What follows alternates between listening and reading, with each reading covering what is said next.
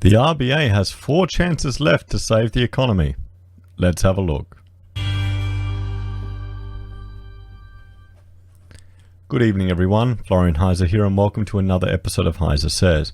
I've got my evening coffee in hand and I thought we'd read this article from news.com. I know, it's news.com, but I'm just flabbergasted at it.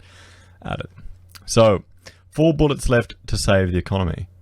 Because, the RBA cutting interest rates, that extra, even lower, will just infuse everyone with confidence. Let's just completely ignore all the consumer confidence indexes and just how it's all been going. Let's ignore all of that because, cutting right down to 0% interest, that always, encourages people to spend like maniacs, doesn't it? Anyway, for months, the Reserve Bank has been doing everything it can to boost our flagging economy. But it's about to run out of ammunition. Well, frankly, I would say that it's already firing blanks. I say, the rapid shot it took then, boom, boom, down to 1%. It's going to be firing blanks now. It's going to have less and less effect, frankly, psychologically. I'd argue that if it's happening too quick, it's going to have a negative impact in a lot of consumers and the average person's thinking. Let me know what you think about that. Do they study the psychological impact of these type of things when they're making these decisions? You'd think they would, wouldn't they? So a weird thing happened a little while ago. A joint press appearance featuring the Treasurer, who was aiming for a surplus, and the independent RBA governor, who has been slashing interest rates. The appearance was seemingly designed to give the impression the pair are on the same page about how the economy was going. They emphasized what they agreed on. But behind the scenes, it's not so clear they agree about the trajectory of the economy. Are we on the brink of sunny days and roses or disaster? It's also not clear who needs to step in to save it if the latter scenario comes true. Okay, because, it's all our government can completely control and just steer our economy in the perfect direction, fine-tuned machine. It's an emergent outcome, guys. Come on. They emphasize, I've already read that, who boosts. The RBA has been hinting that it wouldn't mind a bit of help in boosting the economy. It's nearly out of ammunition. Well, it's firing blanks at the moment, and it wasn't hinting, it was public statements that the government should be spending more on infrastructure to stimulate the economy. That wasn't a hint. The RBA cuts interest rates, as we know, and it cuts them 0.25 percentage points at a time. When interest rates were at 1.5%, it had 6 bullets left. In June, they fired a bullet and the rates went down to 1.25. In July, they fired another one really quick and rates were down to 1%, the lowest it's ever been. Now, let's just have a look. Let's just have a look here. I will merge over to this. This is from the Observatory of Economic Complexity. And look at our main export partners, where the largest amount of our exports are going to. Okay, you can see, the value of Australia's economy, that type of thing, what we're exporting, raw materials, what we're importing, but where they're going to. And, China, 35%, big part of our export economy. And here's an article from Reuters that just came out, when was it? On the 15th of this month. So China's second quarter GDP growth slows to 27-year low as trade war bites. More stimulus seen. So the Chinese economy is at a 27-year low. And we'll just see. No, they don't have a chart in this one, but it's around 6.2%. So here we go. China's economic growth slowed to 6.2% in the second quarter, its weakest pace in at least 27 years, as demands at home and abroad faltered in the face of mounting US trade pressure.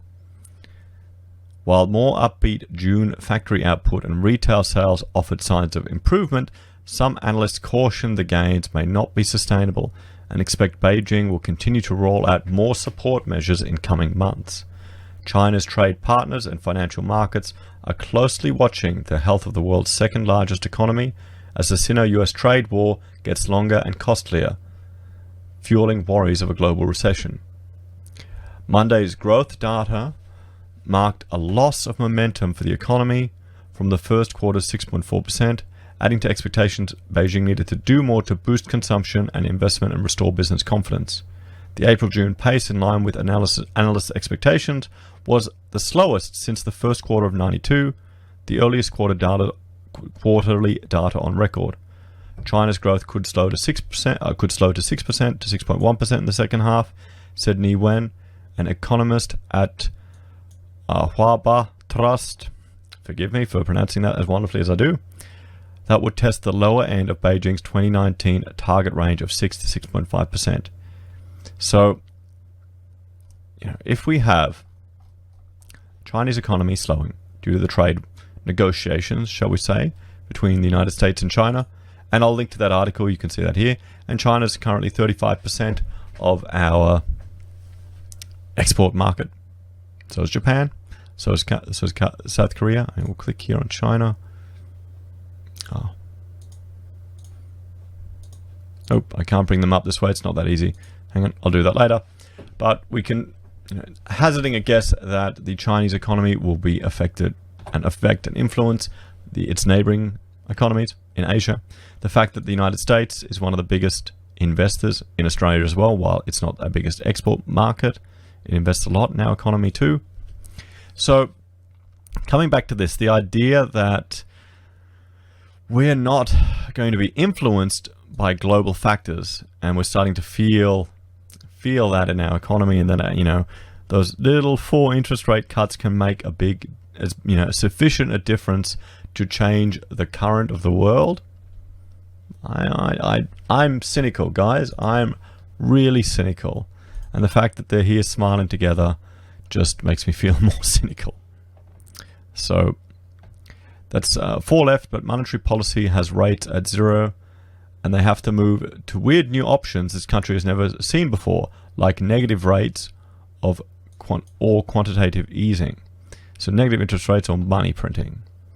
It makes some sense that instead of using up your last conventional ammunition, you might ask for a bit of assistance.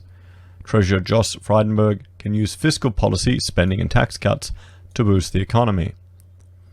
You'd think, I know the RBA is meant to be independent, but they can give direction or advice to the Treasury. You'd think they'd coordinate it a bit better, or you'd hope. Boom, tax cuts, boom, this, boom, that, boom, one interest rate cut, another interest rate cut, all so quick in conjunction doesn't improve confidence. Or is that only me? Is it because I don't believe anything Koshi tells me on television? Anything I hear on the news, I don't believe anything of it regarding property. How many people do anymore? Indeed, RBA Governor Philip Lowe has been asking for a bit more of that consistently in recent times, using language for an RBA governor counts as strong. Well, yeah, I guess. There are certain downsides from relying just on monetary policy. As a country, we should be looking at other options to reduce unemployment, Mr. Lowe said. Now remember, the RBA believes or works on the ABS's unemployment statistics. I much prefer the Roy Morgan method of deriving an unemployment statistic.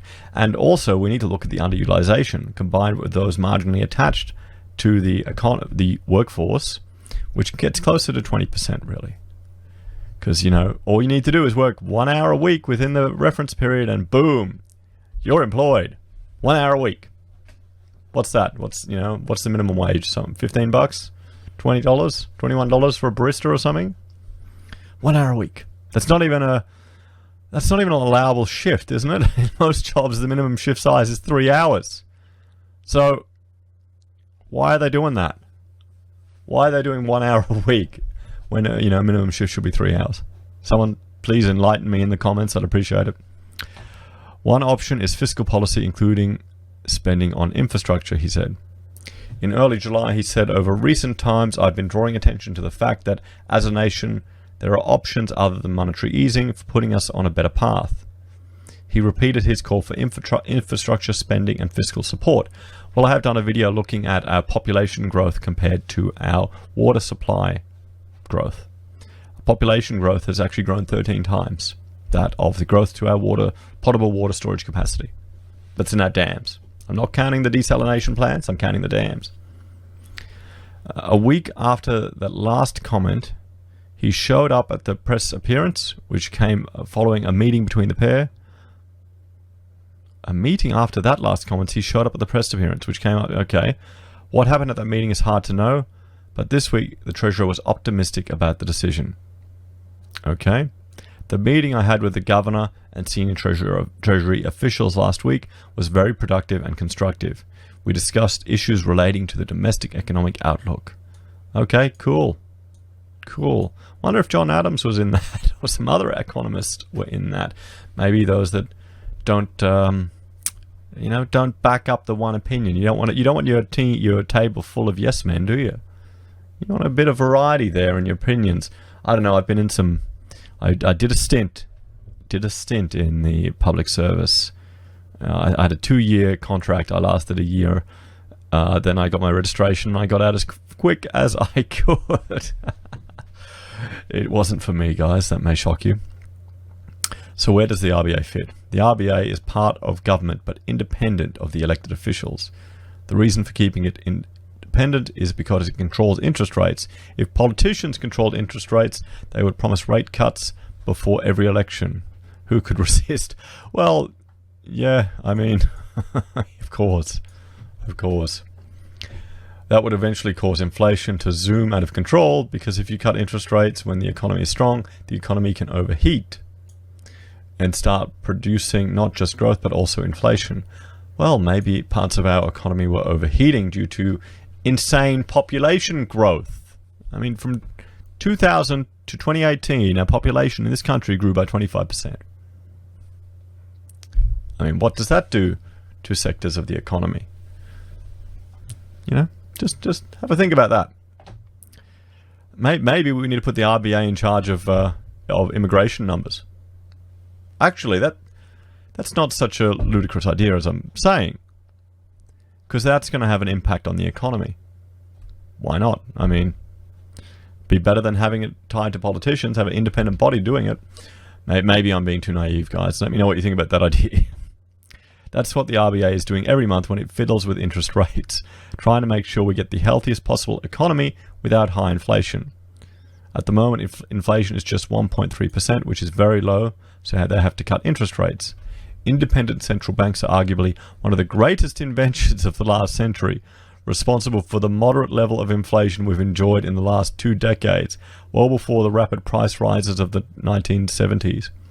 Their advice is valued because of their independence, and it can be wise for the Treasurer to take it. I thought they were required for the Treasurer to take it because of the BIS. Okay, so I'm nowhere near versed enough in this, but I would challenge everyone to do a bit more investigation on that statement. The press appearance. The press appearance itself doesn't have much content, but both the RBA governor and the Treasurer said a few things. They both announced they agreed the economy was growing, which is literally true. It grew 1.8% over the last year, although they didn't mention how unimpressive that is. Well, if you look at it per GDP, it's actually shrinking. Per capita, our wealth, we're getting poorer. Okay? We both, and how much of the growth in wealth is due to property growth or development or money invested into projects which have the value could crash in this housing bubble. We both agreed that the fundamentals of the Australian economy remain strong. Australia is in the 28th year of consecutive economic growth, Mr. Frydenberg said. I agree 100% with you that the Australian economy is growing and the fundamentals are strong, Mr. Lowe said. The statements are clearly designed to give the impression the Treasury and RBA are aligned, but they don't cut to the heart of the issue, which is whether the Treasury should give things an extra boost. The economy. The RBA is doing what it can to make the economy grow and cut the unemployment rate to 4.5%. Don't worry, just churn out another 1,000 or 100,000 one-hour-a-week jobs. Then you'll cut it. The Treasury, meanwhile, is hell-bent on getting a surplus. That magical prize. As he focused on his dream of a balanced budget, the economy is sputtering along. The latest unemployment figures show the economy added just 500 net new jobs in June. What?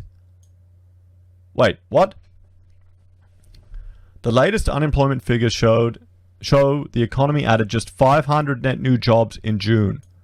Australia's population grows by around 33,000 new Australians a month. So we need to add 20,000 new jobs a month just to stall. 500 is not enough. 500! Okay, yeah. Okay, I discovered something the other day too, and I mentioned it in a video. The last year, 80%, 8 out of 10 jobs came in the public sector. That's a video. The public sector will save us all. And I'll put that as a title card in this video. But, I mean, come on, guys. Let's stop pretending here. That means your system of measuring it is insane. I want them to see how many jobs are in the gig economy. They need to break that off as a different statistic. Unemployment is at 5.2% and underemployment is at 8.2%. What is the underutilization? Guys, where's that? Underutilization and marginally attached percentage. Please share that with the public. Both well above the level they would make the labour market tight and lead to wage rises. Yeah, there's a problem then with what you're measuring. There's a strong argument that the RBA governor is right to tell the Treasurer to pull his finger out. After all, it's only the Treasurer who can spend money to make the economy surge. Is it? Is it? Or is it private sector and confidence? You know? Do people have confidence anymore to spend? No. No, they don't. They don't have confidence anymore. You know, consumer sentiment is below, below 100. Business sentiment is, heading towards neutral. It jumped up for the election. It's heading down. People don't have confidence. The government, to be fair, is doing something. It has promised a 1080 tax offset to middle income earners, which you can get after you do your tax return. That's a good example of how the government can get more money out into the economy and prop up spending. It has also made some vague promises to cut red tape for businesses. But if you look at the data and you have to ask, is it enough? The unemployment rate fell to 5% earlier this year, as the next graph shows. This was good, but when we needed it to fall to 4.5%, it did the opposite and started going back up. Well, yeah, it's trending up, guys. If the unemployment rate keeps rising, we will need to make sure that we do more to stop it. And that might mean the Treasurer has to listen to the independent central bank. Well, what do you reckon, guys? What do you think? What do you think's going to happen? 4 bullets left to save the economy. It's going to have less and less impact. How many people who are on Struggle Street now are, going to go out and consume more? They'll be buying more essentials. They'll be buying more essentials. They won't be buying other things. They'll be paying down debt. With the interest rate cuts, sure, it'll make it easier for businesses, but then if there's less consumer spending, we're already in a retail recession here in Australia. Consumer confidence is down, business confidence is down. China, our biggest export destination, is at the lowest growth levels ever. What are we talking about? That's just exports. What about the international students coming in as well? It's propping up the education sector. So, sure, yeah, it's all going fine. We've got the Triangle of Fail in Sydney, where all these high-rises that were built, buildings that were built all there, just one after the other is coming up with issues. Again and again and again. And it's all, I don't know, are people buying it? Are people buying it? Do normal people believe it?